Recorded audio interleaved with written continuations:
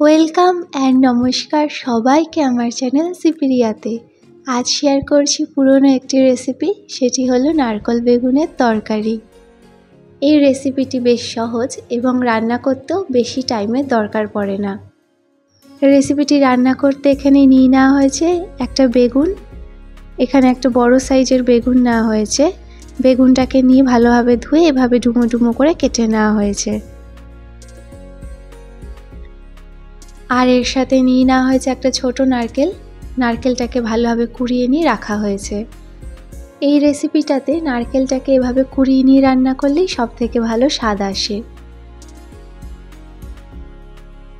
নারকেল আর বেগুনের সাথে সাথে এখানে নিয়ে নেওয়া হয়েছে 3টে কাঁচা লঙ্কা আর সামান্য আদার টুকরো। এই আদাটাকে থেতো করে নিতে হবে। এবারে গ্যাসে কড়াই বসিয়ে কড়াই গরম হয়ে গেলে তাতে দিয়ে দেওয়া হলো সর্ষের তেল। এই রান্নার স্বাদ কিন্তু সবথেকে ভালো সর্ষের তেলেই আসে। তেল ভালোভাবে গরম হয়ে গেলে তাতে সামান্য হলুদ গুঁড়ো দিয়ে আগে থেকে কেটে রাখা বেগুনের টুকরোগুলো দিয়ে দিতে হবে। হলুদ গুঁড়ো দেওয়ার ফলে গরম তেলটা গায়ে ছেটে আসার সম্ভাবনা থাকে না। বেগুনগুলোকে এখন ভালো করে ভেজে নিতে হবে।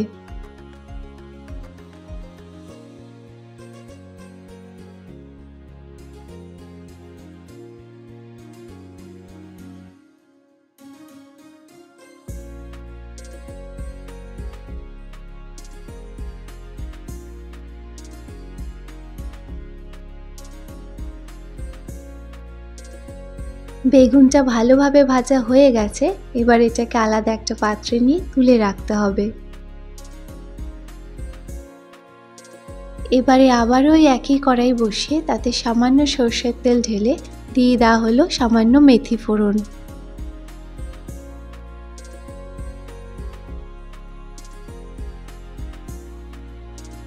ফোড়ন দেওয়া ভালোভাবে হয়ে গেলে এবারে দিয়ে দেওয়া হলো আগে থেকে কুড়িয়ে রাখা নারকেলটা। নারকেলটা দিয়ে ভালোভাবে তেলের সাথে নেড়ে নেওয়া হলো। নারকেলটাতেই বেশ তেল থাকার কারণে এই ক্ষেত্রে খুব বেশি সর্ষের তেলের দরকার পড়েনি।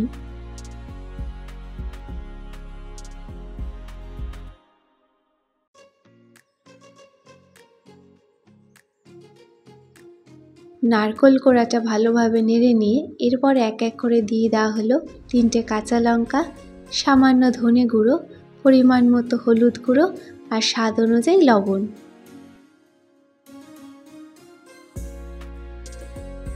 এখন সব কিছু ভালোভাবে একসাথে নেড়ে নিয়ে নারকেল কোড়ার সাথে মিশিয়ে দিতে হবে।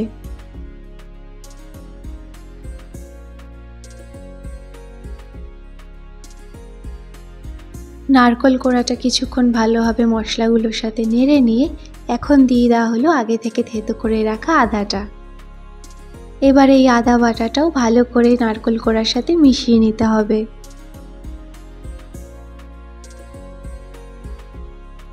সমস্ত কিছু ভালোভাবে নেড়ে মিশিয়ে নেওয়া হয়ে গেলে এই মুহূর্তে দিয়ে দেওয়া হলো সামান্য একটু জল। জলটুকু অ্যাড করে আরেকবার নারকেল কোড়াটা ভালোভাবে নেড়ে নেওয়া হলো।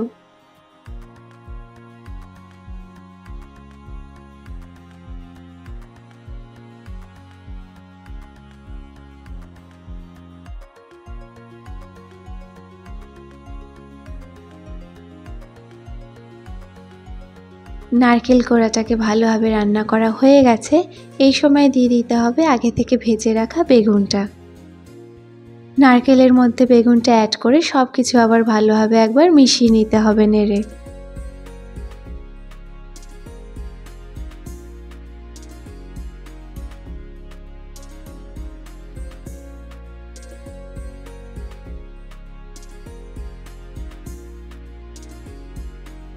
রান্নাটা এখন শেষের পথে। নামানোর কিছুক্ষণ আগে এই মুহূর্তে দিয়ে দিতে হবে স্বাদ অনুযায়ী সামান্য চিনি। চিনিটা দিয়ে নারকেল আর বেগুনের সাথে ভালোভাবে একবার মিশিয়ে নিতে হবে।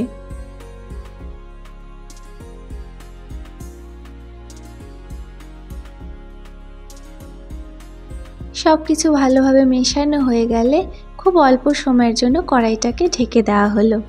আর এই সময় গ্যাসের ফ্লেমটাকেও একদম লোতে করে দেওয়া হলো। 2 থেকে 3 মিনিট পর ঢাকনা সরালেই রেডি আমাদের নারকেল বেগুনের তরকারি। এবার এটাকে একটা পাত্রে সার্ভ করে নিতে হবে। নারকেল বেগুনের এই তরকারি বাঙালিদের বেশ পুরনো একটি রান্না।